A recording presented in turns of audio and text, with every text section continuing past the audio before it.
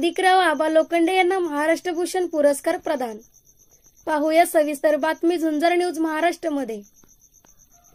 हातनूर गावचे ज्येष्ठ सामाजिक कार्यकर्ते गेली 30 वर्ष राजकीय सामाजिक क्षेत्रात निस्वार्थीपणे काम करणारे भूमिहीन शेतकरी, वंचित सर्वसामान्यांच्या न्याय हक्कासाठी वेळ पडली तर आंदोलन, उपोषण, सर्वसामान्यांना न्याय देणारे हळव्या स्वभावाचे व दिलदार मनाचे होणाई न्यूजचे संपादक व सांगली जिल्हा शिवसेना जिल्हा प्रमुख, सोशल मीडिया माननीय अधिकराव आबा लोखंडे यांना महाराष्ट्र भूषण पुरस्काराने प्रदान करण्यात आले।